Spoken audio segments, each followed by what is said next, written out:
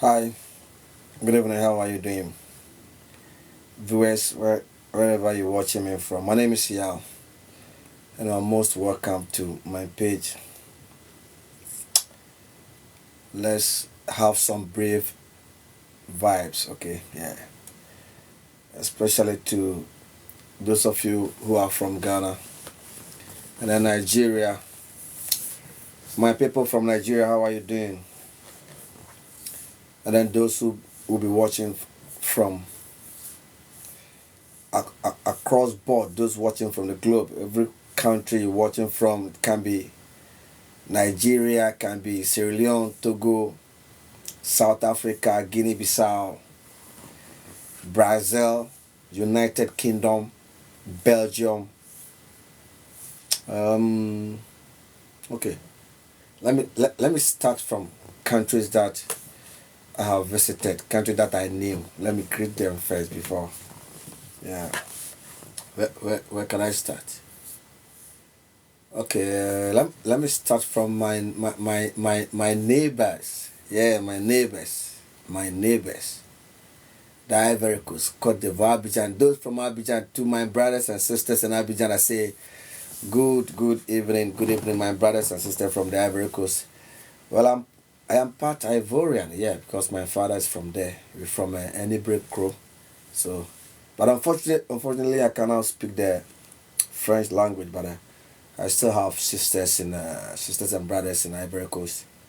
I think one day I'll take the opportunity to go and then see my family members out there. Yeah, to you in the Ivory Coast, there are Chake people. I say good evening, and once again, congratulations for winning the African Cup of Nations. It was really fabulous, and I'm so happy for you.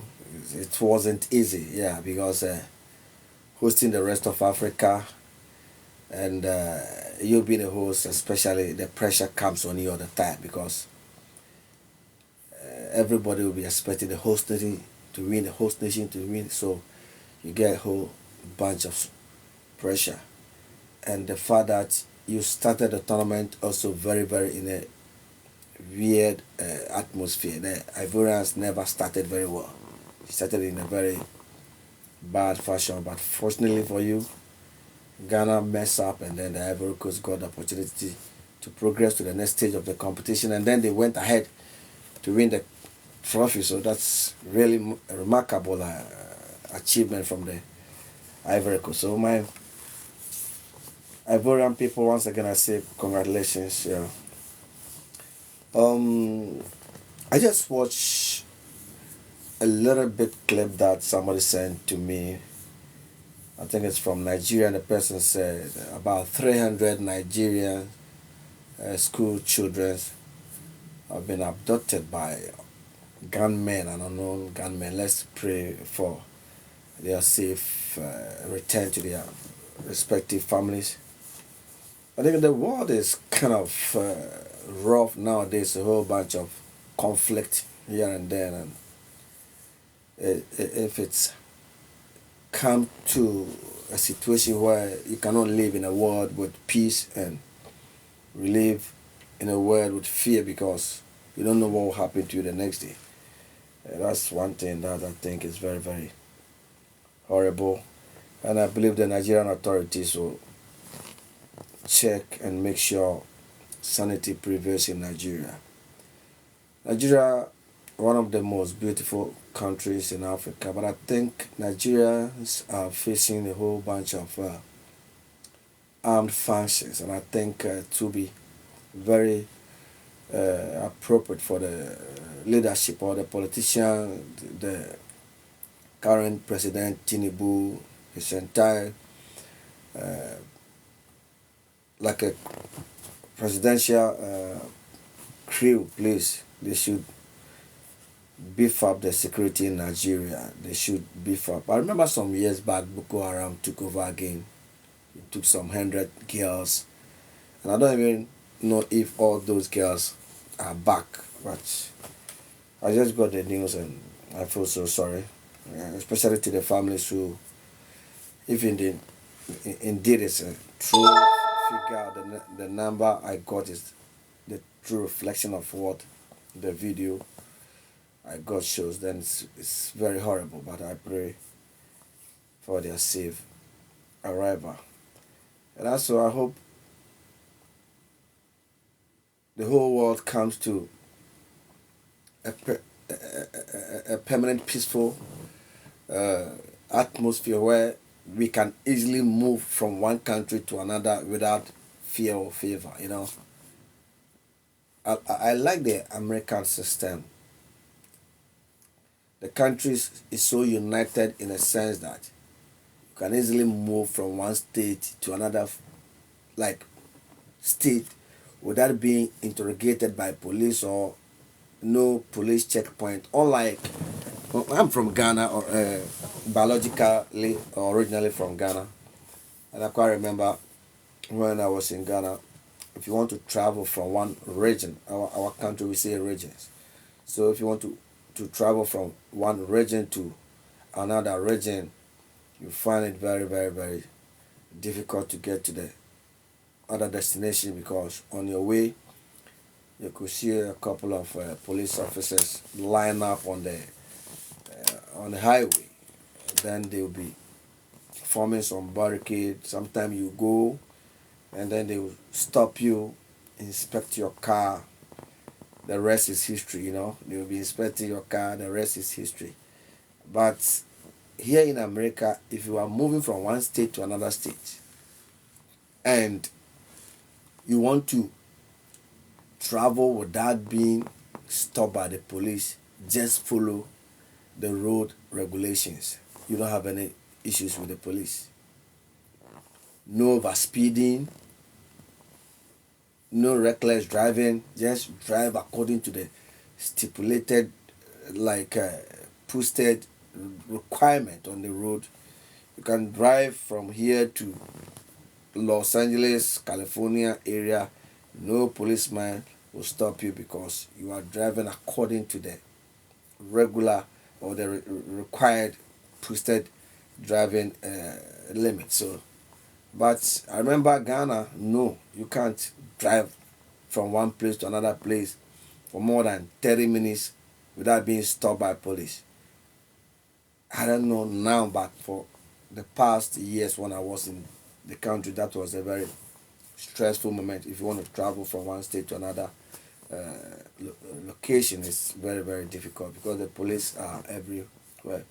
But America, the system is different. The police are on the road, but what they do is they hide themselves on the roadside, and then they will be checking over speeding and accident and other reckless drivers on the road. They check. But if you drive like cautiously without any bad driving, they don't care. They will just watch you and then you do your own thing. So those are the things that I think Africa, especially my country Ghana, we need to learn. If you are watching me, you can go to my TikTok shop as well. If you go there, there are a couple of dresses for you to go and purchase. It can be any item, and this program or this live stream is being sponsored by TrendyBlaze.shop. It's also Shopify.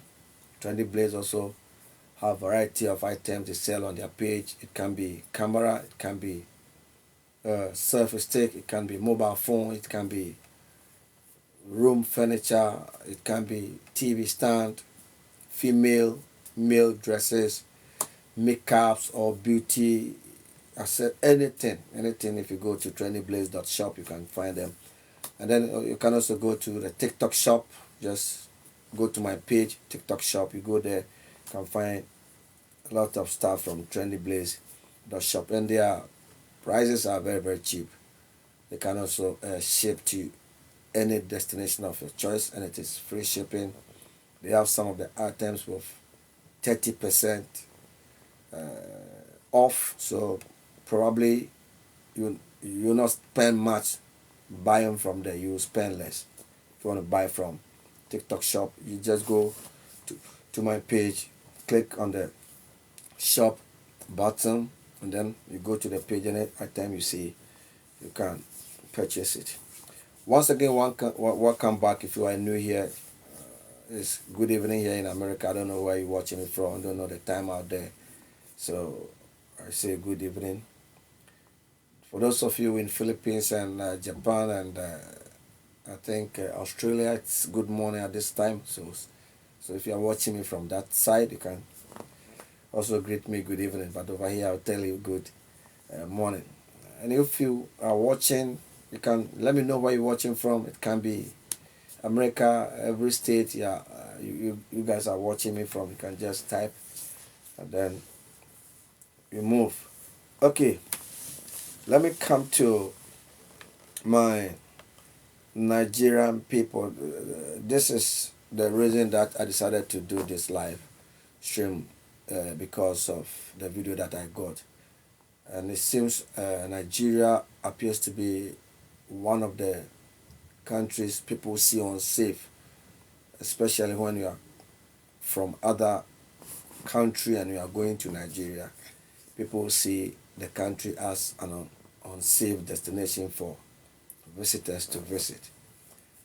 But I think it is not like what some of us we think, because there are some instances that every country there are special elements who are always the troublemakers. Not all Nigerians or not all people living in Nigeria are very dangerous to deal with. You understand? But there are some few not out there who are very, very, very dangerous to contend with. That is why when it comes to issues like that, they term the whole country as a country that is not safe. But maybe the picture is different. So since Nigerian names are always on the internet, I think it is high time the Nigerian government sit down and then look into this issue. And also, I would prefer the musicians in Nigeria, they should come together and then talk to their people, especially the kidnappers in the Nigerian community, talk to them, advise them to stop. And all this kidnapping and robbery and other bad stuff in every country are always comes with the issues of political running in that country.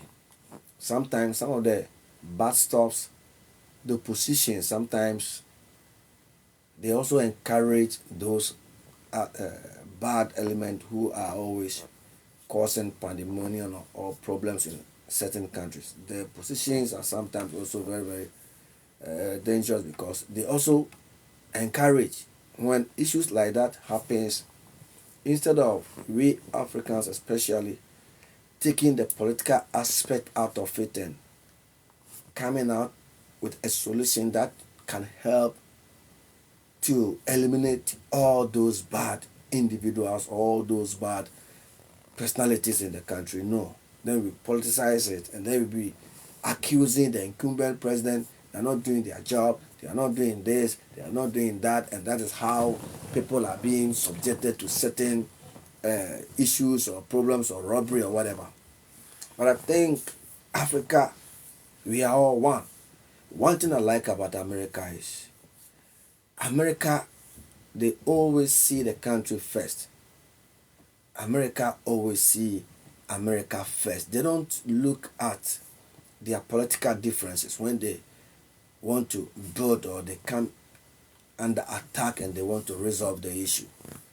They discuss it with more patriotism or not like more nationalistic issue. They don't just be like they are blaming the government, they are blaming this, they are blaming President Joe Biden, they are blaming ex-President Trump. No, they basically decide to tackle the issue and come together as Americans to ensure they get the right thing done. But unlike my Africa, the same thing happens in my country, Ghana. We are like politically consumed in the way that we love the political party we support than the country we live in. That is one thing Africans we need to look into. We don't need to love our political parties than we as individuals or the country that brought us into the limelight. We, we were born in Africa. If you are an African, or you are from Ghana, from Nigeria, you're from Togo, you're from Sierra Leone, you're from Cameroon, South Africa, we need to be proud as Africans and then build a positive standard to make our continent one of the best. Because even the white people, they know Africa is the best. They fear us. They believe in Africa. But because of how we don't manage our lifestyle, well, that is why we are always finding ourselves behind the white people. But if you talk of natural resources, Africa boasts of everything. You go to Nigeria, they have a lot of petroleum. You go to my country, Ghana, a lot of gold, a lot of diamond. We have better land where we can plant food crops, everything organically can be done in Africa. Better land. Unlike here, they don't have good lands, but they do everything. They have cassava here, they have plantain, they have everything, every plant that we cultivate in Africa. They have it here in America. Meanwhile, they don't have good land. They have snow, a lot of snow almost every season. Now we are in winter. Most areas are experiencing snow conditions, and those areas at this time of the year you cannot plant anything. But unlike Africa, we don't have those issues. We can plant anything. Cassava. You go to Africa, they plant cassava a lot. But I came here in America, I've never seen any farming community planting cassava. All what I see them doing is only the corn or maize or the vegetables. Those are the things they mainly plant. But Africa, we have everything. So we need to do our things well. And if we does it well, the white people will move and come down there and stay in Africa. Because even now, the conditions we are in now, so some of them want to go and live there because of the free system we have in Africa. So I'll plead on, not even Nigeria only, other African nations, we need to be very, very cautious in our dealings and stop robbing or killing each other, attacking each other, especially attacking our own African people. With this Nigerian incident, for instance, this group who captured or abducted these 300 girls, they are Nigerians. I don't think Cameroonians will come all the way from Cameroon, or Ghanaians will go all the way to Nigeria to go then kidnap or abduct people from there. You understand? All Nigerians will not move all the way from Nigeria and go to Ghana and do the same thing over there. If situations like that happen, it is the same Ghanaian citizens that will subject that harm on their own people. So it is very, very, very, very sad for us to do this to our own self. We need to at least change. The world is changing. We are in a very modern world. My problem also is our leadership. They don't create jobs. They don't create jobs. Majority of the people who move from Africa to other European countries or the Middle East or the Asia region or Southern America, North America, whatever.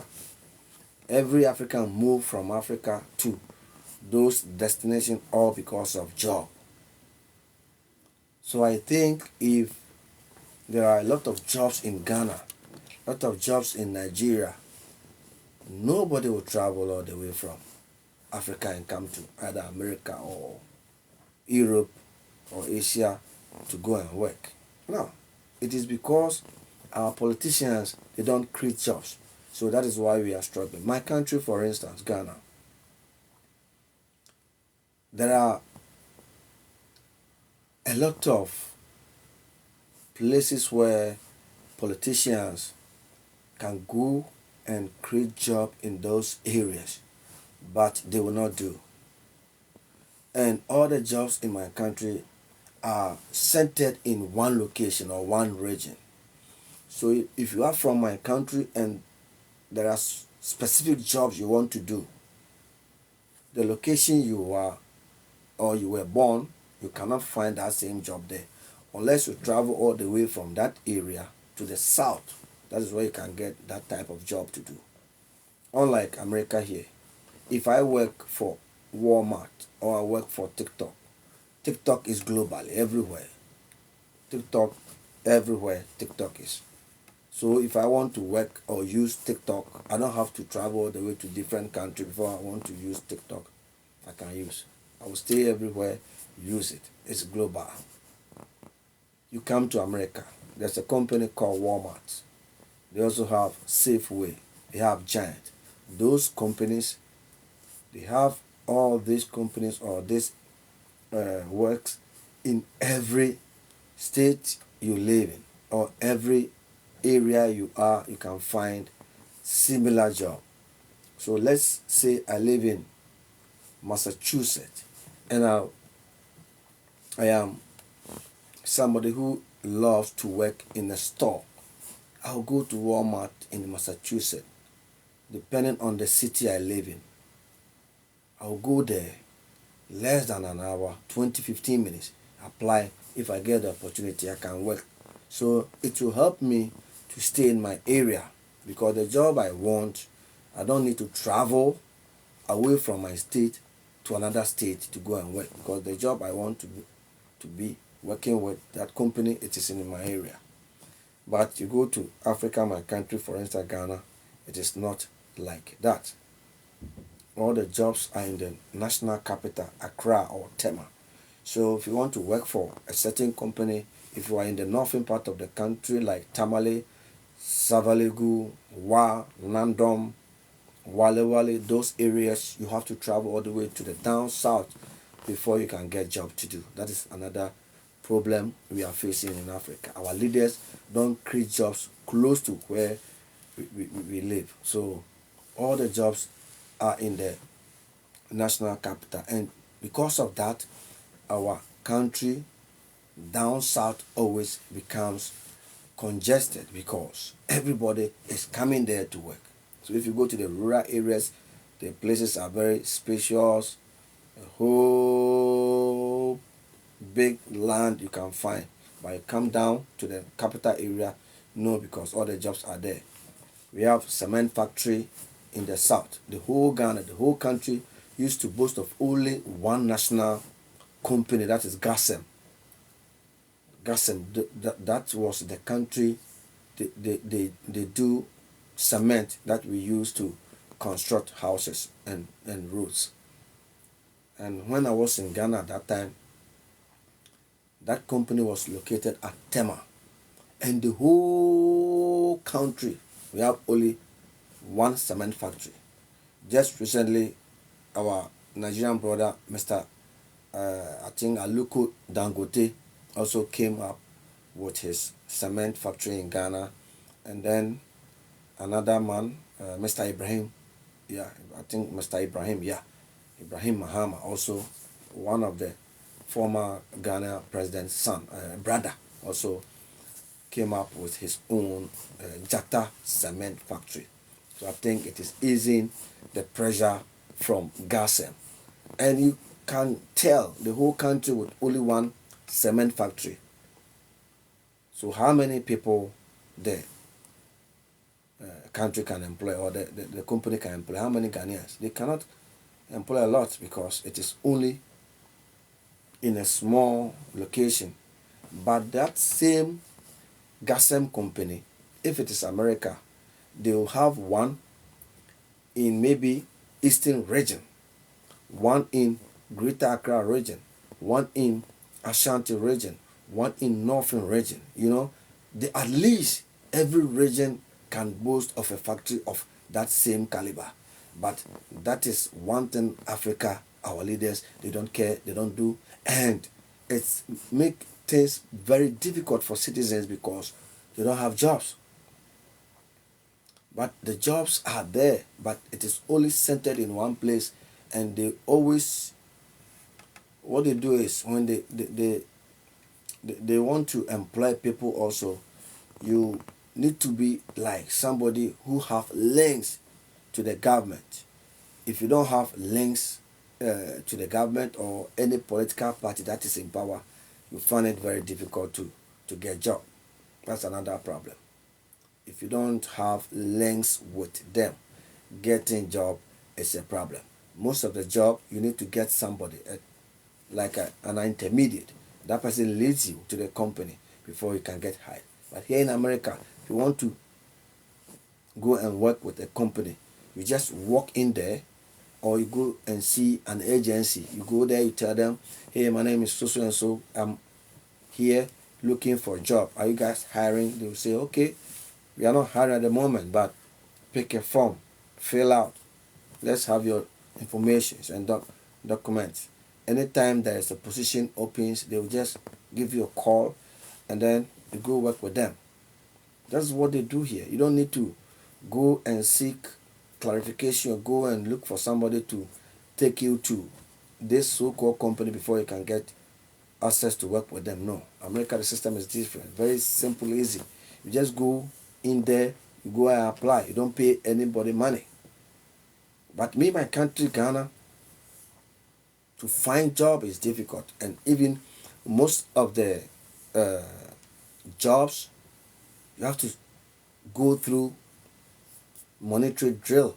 You have to pay money before you get hired, because the person who will lead you to the bosses will take something from you before you get opportunity to. This is reality. These are things that is happening in Africa, especially in my country. I'm talking about Ghana because that's where I'm from, and I knew this. People talk to me about that. And if you want to go to the military in Ghana, if you want to work with the military in Ghana, you will not get it on a silver platter easy like America. In America, if you want to become a military officer or police officer, you just go, apply, you write your examination. If you pass, they hire you. They put you in training, you become an American police or American soldier. You don't go through a third party or somebody who will be your let me say your leader. Somebody, no, nobody leads you to go and get job. You go there yourself, you go and then you apply, they hire you. If you don't qualify, you don't pass the exam, it's fine. But if you pass the examination, you go through their normal drilling exercise and stuff, they feel like, oh, you are good to go, they hire you. It's easy. But Africa, my country, if you want to go to the police, even the forms, the application forms, you pay money. They advertise outside, they advertise and let people know there are openings, they are hiring police, and the registration fee is maybe so and so cities. Somebody who is going to work for the state, serve the nation, his or her own nation, you have to pick a form and pay. America, it is free. And the county I live here, they are hiring police personnel, and if you get hired, they give you $20,000 as sign-on bonus. This is a country that think about its citizens. The country think about the citizens. You understand? So it's kind of love for you to die for your country. The kind of respect Americans have for their military officers, the police, the army, the navy, the ex-servicemen and women, the kind of love, the support Americans have for them, it is different in Ghana. Ghana citizens see police as enemies. Ghana citizens, they see police as enemies. Citizens see military or soldiers as enemies. We fear them, they also fear us. The bond, the clique, the love is not there. It's all about how we were trained. We see them as a threat in our life. But if you come to America, you see the police as your father, as your mother. You embrace them. When you see them, it's the same as them. Even the military, you don't see them. They're always in the barracks. You don't see them. But Ghana, if you see a military man on the street, you are scared. But their duty is to protect the citizen, defend, and make sure every citizen look good in terms of attack from any destination. But it is all about how we train or how we made our system. It is high time Africans we change from our former colonial tactics and learn from those who are already who are already there. Those who have been in the system, taking the lead, you have to learn from them. We have to, I think my country, for instance, it would be very good for the the current president time is almost due. He'll be leaving this December. The new leader who will be coming, I don't know who will come, depending on the citizens' virtue of who they want to vote for at the end of the season or the year. It will be very better for them to allow the police personnel, like the Inspector General of Police and the police top hierarchies, they should come to country like America. This is where I've been. I've been to a number of countries, but I'm here for some time now, and I know how the police administration runs their business. They should come here and learn how to deal with the citizens, how you relate to the citizens, especially the police, because the citizens, we don't know the laws. We don't know anything. The police, they go learn the laws, what to do and not to do. So the do's and don'ts, they know best. So those are the people we need to look up to them to tell us the right thing, to teach us the right thing. But we are afraid of the police. In Ghana, it is not easy. You see police problem. Common, if a police officer stops a driver on the road in Ghana, it becomes a problem.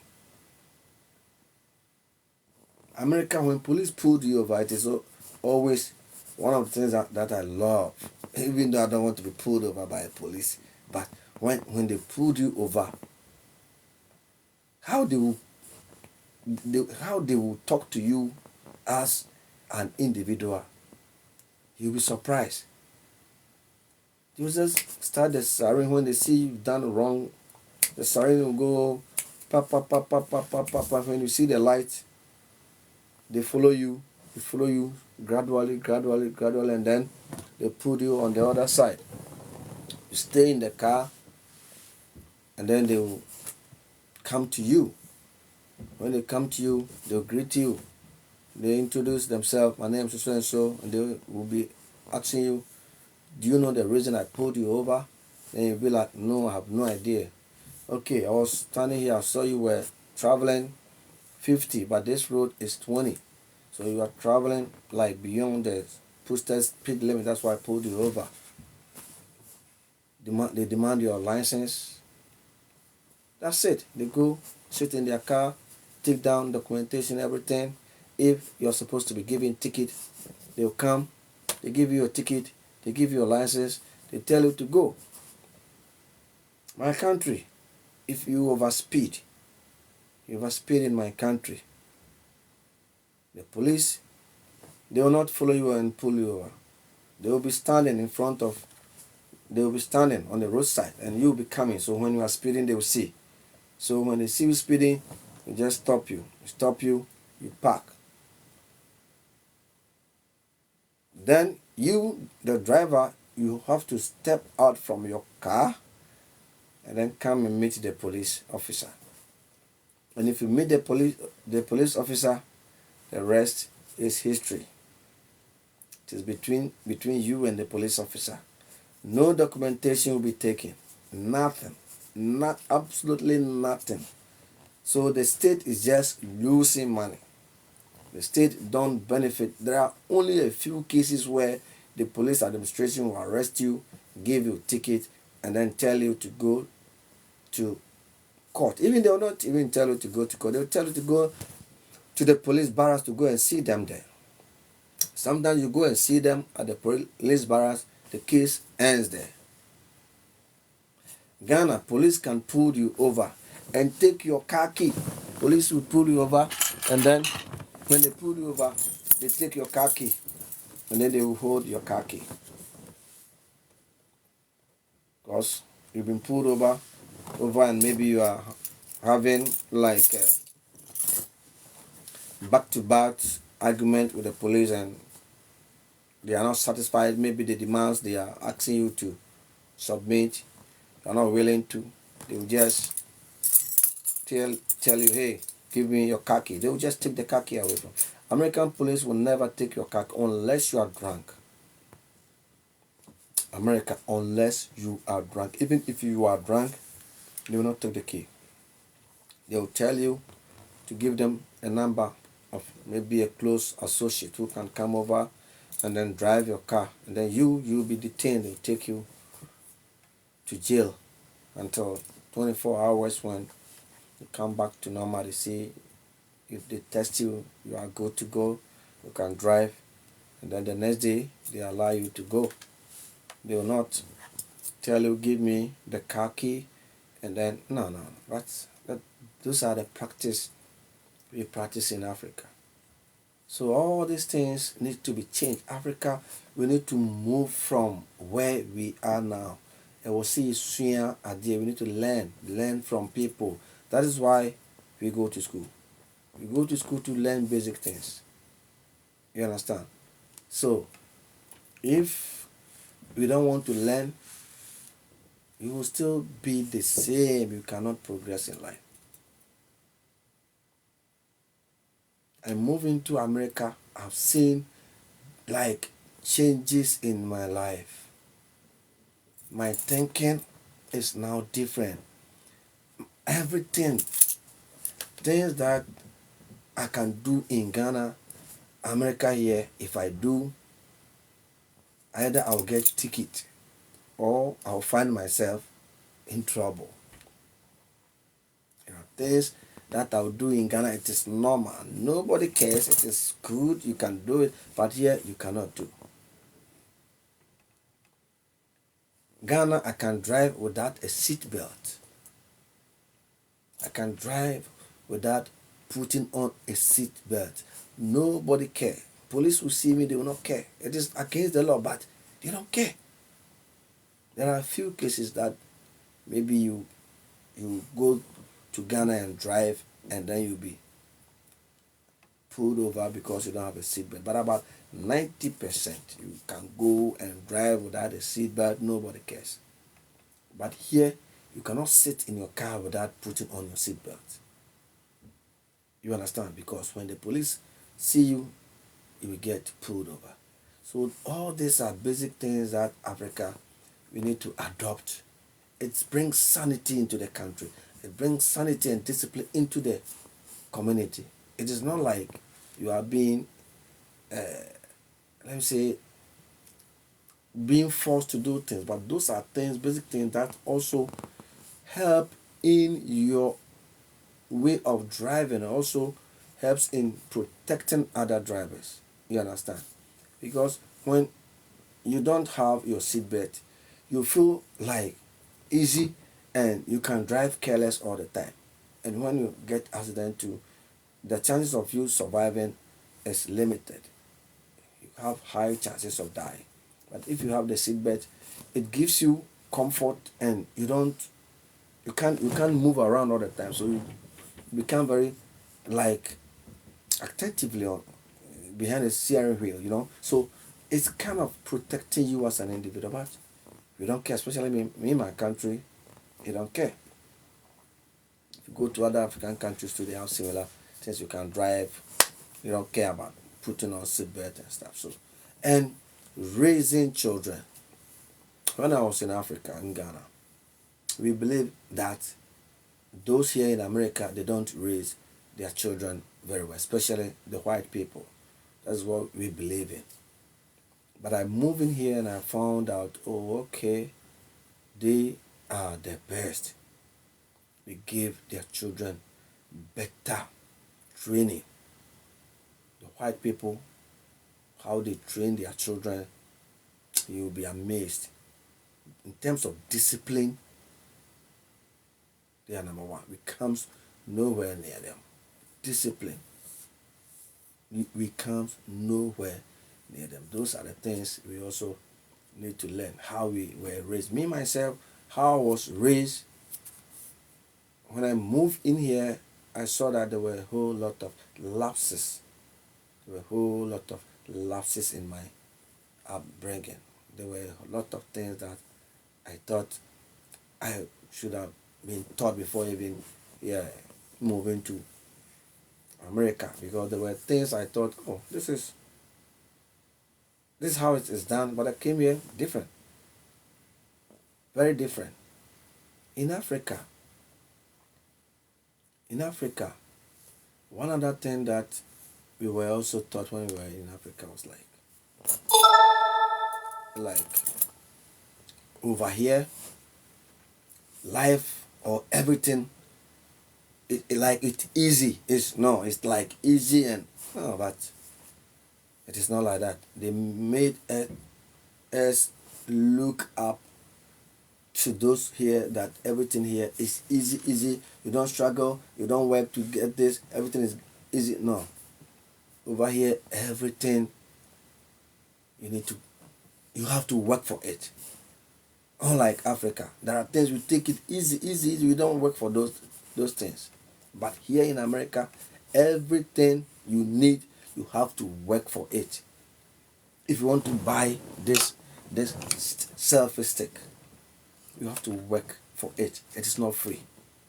You need to work. There are things that you can get for free, but if you want to buy this, you have to work. You live in your comfort zone in Africa. You can stay in your mom's house as long as, or your dad's house as long as you want. Nobody cares. But in America, you turn 18, you have to move out from your mom and dad. It is the law. So who told you they don't train their children well? They train them well. So when the child is 18, he or she knew at 18 they will be moving from the family house. So they tune their mind, they prepare their mindset, make it a point that when I get to 18, I need to find a job, move out from my parents' house and find my own place and start my life. How many of you Africans started life moving out from your mom and dad to go to different countries or different cities to work and pay your own bills? It is not done in Africa. Majority of us were living with our parents for a longer period. We never rented houses. We lived with them. The same house my mom and dad bought, that is where we were living. You understand? But here, it is different. Even your father, your mother owns a house. At 80, you have to move. It is only few people that don't want their children to move because they think the world is now changing and bad things goes on. They prefer to get closer to their children because they fear of them engaging in other bad stuff. So they keep them. But the normal system is at 18 you have to move. You can go to court. The court will judge you and tell you, hey, that's the law. Move. This is your parents' house. Go and look for your own. But Africa, we found it easy. My country, you can rent a place for 3 years. Here in America, you pay rent every month. Every month. So the system here is very, very, very, very difficult. But when we were back home in Africa, we were taught, oh, abroad, America, Europe, France, it's easy to go, but if you come into the system, it is not easy. We work. Africans, when we are in Africa, we don't like to work. We don't like to work. And even when we are working, we very lackadaisical, very lazy in the job. But we come here, we do work extra than even when most people from my country, they move from Ghana to America. Some work 2 or 3 jobs. But the same people, when they were in Africa, they don't even, some of them were not even working. Some of them, they don't have job because there were no jobs. So they were, but they move here, they get 2 or 3, they do work. So it means when the leadership create jobs, we can do. You understand? But sometimes the attitude is also a problem. Because of the attitudinal discipline we like to, when we have the job in Africa, we don't do it with our whole heart. We just do it how we want because we believe it is not our own. But here, they take everything serious. That's why you can see a company that was built in 1960 or maybe 1930, it is still in existence. Africa, somebody creates job, 2, 3, 4 years, that company is gone for good. You understand? So they are always progressing because they take things very, very, very serious. So this is what I have for you. My name is Yao, and on my free time, subsequently I'll be coming up and then we'll be sharing an ideas. Sometimes we'll be talking about social issues. Sometimes it can be political. Sometimes it can be sports. Because I love sports, I love soccer, I love boxing. And to my Nigerians, kudos to you, your brother, Anthony Joshua. Excellent performance. I think I need to find time and then analyze that boxing fight. I was so devastated at the time Joshua knocked out Ngannou because it was too much. I thought Joshua would play with him and then take him into the final 12 rounds. You understand? I knew Joshua would win, but I was expecting he would play with him until. But Joshua took him too serious. Joshua, Ngannou is not a boxer. He's not venturing into boxing. So at least for give him small punches, not be the heavy one that hook was too terrific, and it's nearly killed that guy. He nearly put Ngannou in serious coma, but thank God they were able to revive him and then he's back. So please, once again, thank you very much for watching. Have a wonderful time, and probably maybe tomorrow if I get a chance, I'll come and then we will be interacting. Once again, God bless you. Have a wonderful evening. Asante sana. That is what my Kenyan people will say. Asante sana.